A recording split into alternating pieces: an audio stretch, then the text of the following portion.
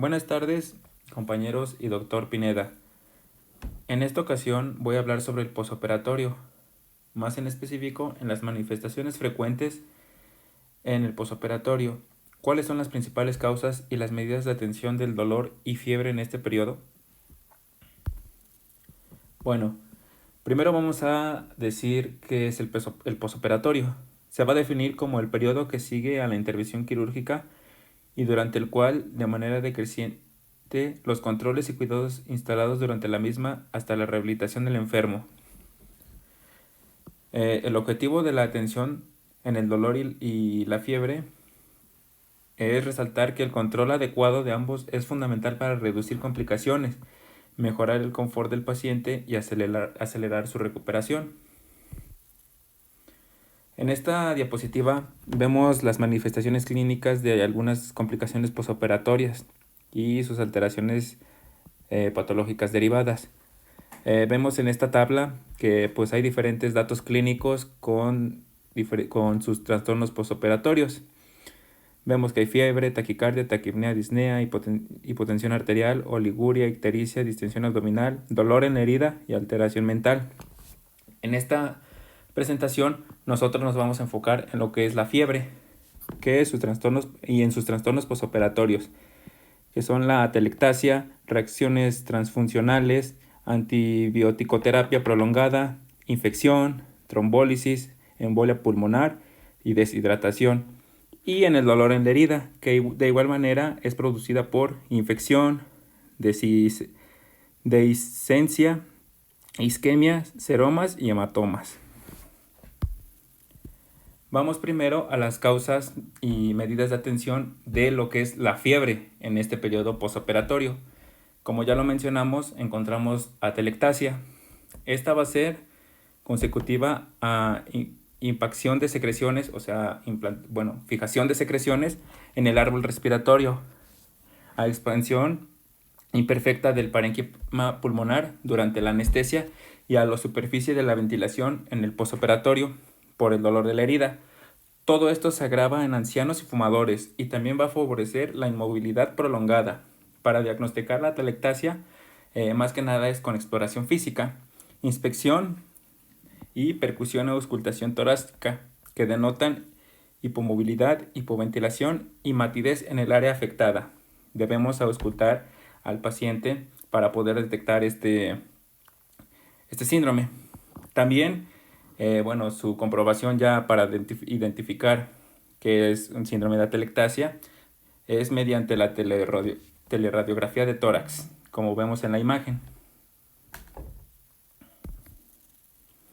El tratamiento para tratar la atelectasia se orienta a reexpandir los pulmones con ejercicios respiratorios, movilización del enfermo, provocar la tos y también con inhaloterapia con presión positiva intermitente.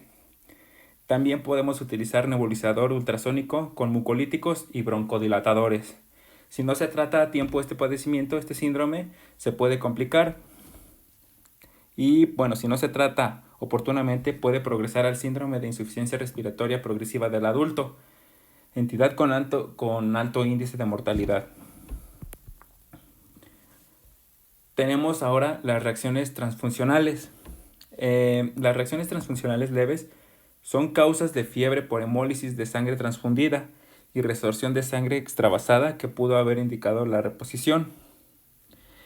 Se pueden presentar hematomas intraabdominales, retroperitoneales y pélvicos y suele ser consecuencia de la sangre extravasada cuya resorción origina lo que es la fiebre. Vemos en la imagen que dice respuesta febril. Respuesta inmunitaria del receptor a los antígenos de los leucocitos o fragmentos o leucocitos en el hemodiderivado. También se puede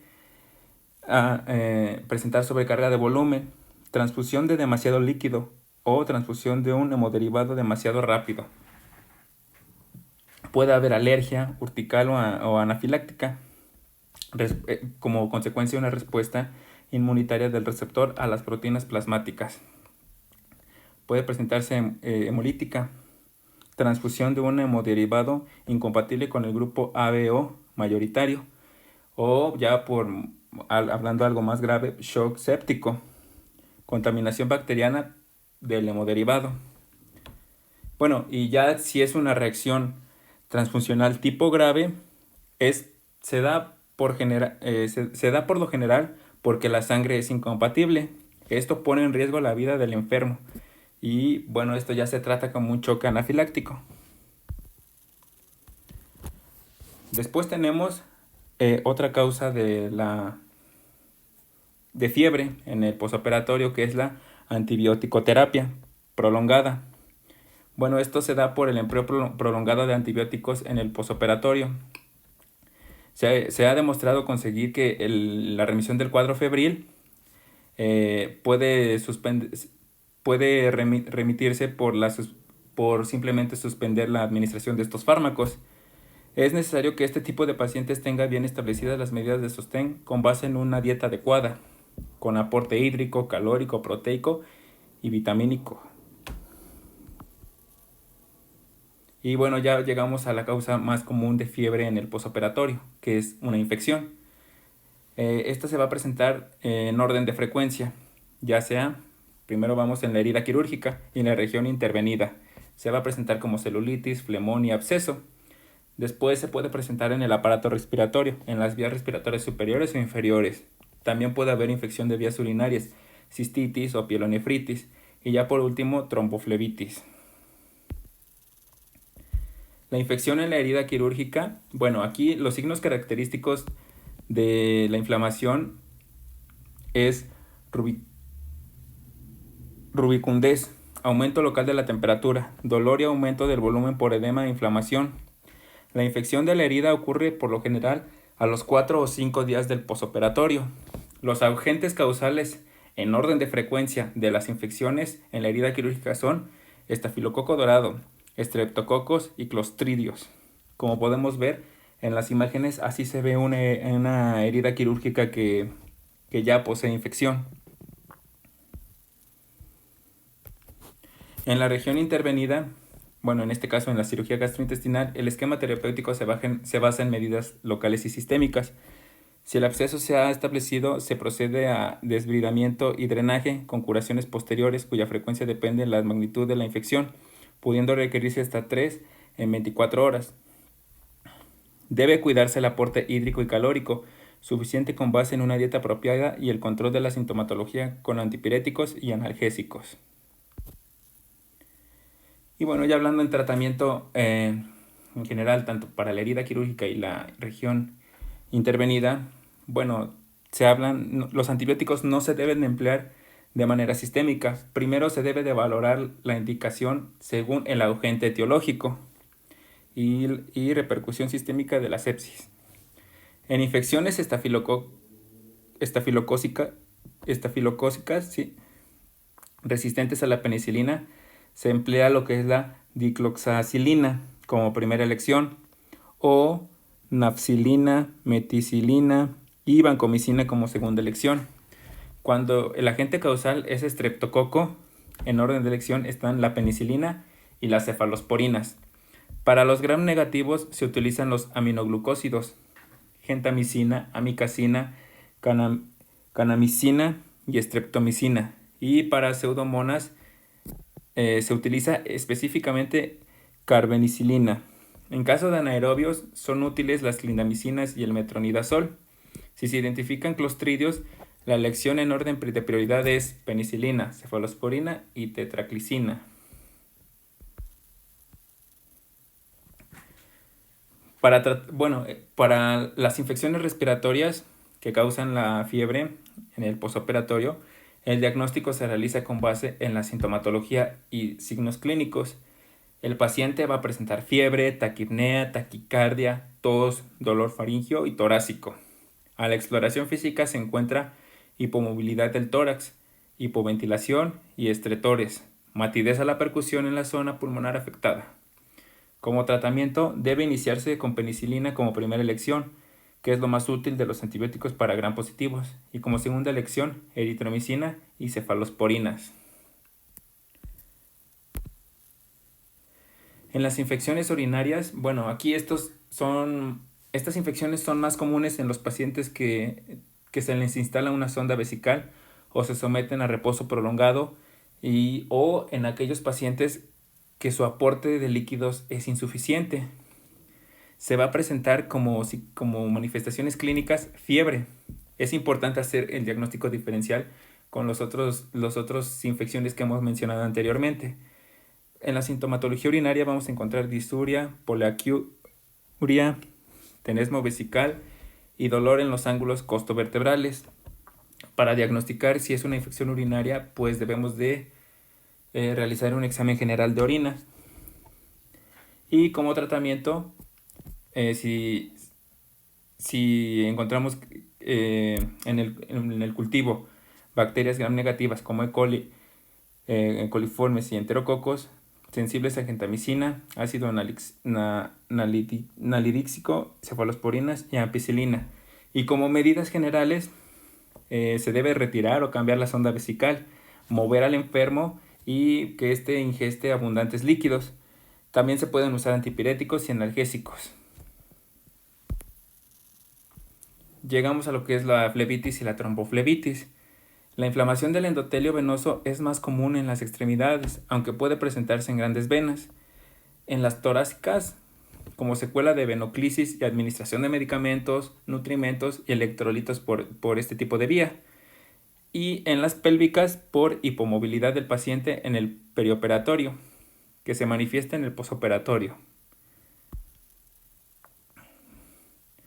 Bueno, los factores que favorecen el desarrollo de la flebitis o tromboflebitis es hiperglobulina, que se observa principalmente en personas obesas, pacientes con enfisema pulmonar o insuficiencia respiratoria crónica, aumento de la viscosidad de la sangre, hipercoagulabilidad, como después de los traumatismos, donde hay aumento de la agregación plaquetaria y alteración en el sistema fibrinógeno, fibrinólisis. También la deshidratación puede causar esto. Éstasis sanguínea por reposo prolongado, estados de choque, hipotensión sostenida, tiempo excesivo del transoperatorio, varices en miembros pélvicos y distensión abdominal. La flebitis y tromboflebitis nos va a causar como manifestaciones clínicas fiebre, taquicardias, datos locales como dolor en el trayecto de la vena afectada, hiperemia o enrojecimiento, aumento local en la temperatura, eritema y edema, dolor en piernas, calambres, aumento de volumen y dolor en los músculos gemelos. La flebitis es más frecuente en las extremidades torácicas por la común instalación de venoclisis en ese nivel. Como diagnóstico, pues podemos observar si hay un signo Godet positivo, como vemos en la imagen, pues si hay signo de Moses positivo, también. Signos de Homans positivo, como el que vemos en la imagen. Y pues más que nada la exploración física. Explorar si hay enrojecimientos de pierna y pie y si también hay un aumento local en la temperatura. Y el tratamiento para tratar esta manifestación, la flebitis y tromboflebitis, consiste en la aplicación de compresas húmedas o calientes en el área afectada, alternando con vendaje compresivo, elevación de la extremidad para favorecer el retorno venoso. Se pueden utilizar antiinflamatorios como naproxeno y diclofenaco. Embolia pulmonar. Esto puede derivar de una tromboflebitis debido a un desprendimiento del trombo que puede llegar al pulmón. Como manifestaciones clínicas se puede presentar insuficiencia respiratoria aguda asociada al dolor torácico intenso y manifestaciones de corazón pulmonar agudo. Esto es insuficiencia cardíaca condicionada por la dilatación brusca de las cavidades derechas del corazón que se contraen ante una resistencia que no se puede vencer.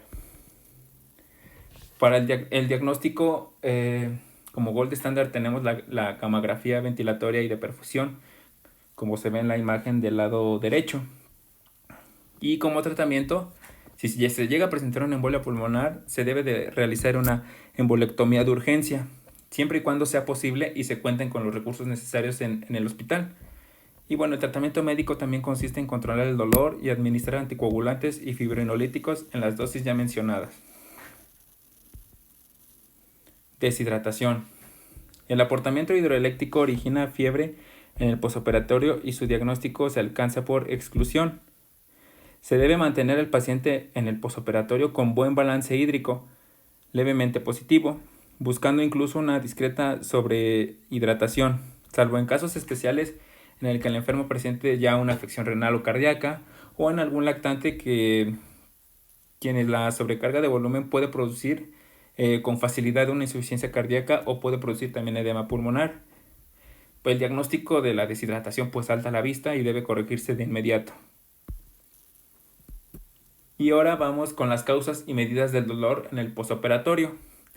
Sus causas más frecuentes son la infección de la herida, como ya lo mencionamos hace un momento, y defectos de la cicatrización, que pueden atribuirse a muchos factores, como desnutrición, procesos oncológicos, avitaminosis, que pues es la deficiencia de vitaminas, errores técnicos durante la intervención, errores de los médicos cuando realizan una cirugía, o uso inadecuado del material de sutura.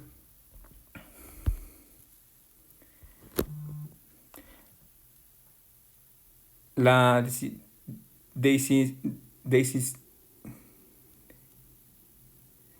dehiscencia de la herida quirúrgica puede ser total o parcial, y uno de los signos característicos que denuncian es la salida de líquido serosanguinolento durante los primeros días del postoperatorio. Su diagnóstico y tratamiento. Si el dolor persiste más de 24 horas, puede ser tratado con analgésicos comunes.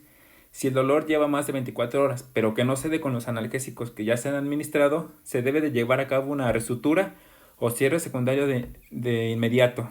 Podemos ver en las imágenes cómo ya se puede apreciar el signo característico de esta dehiscencia de la herida, que es el líquido sanguinolento. Y bueno,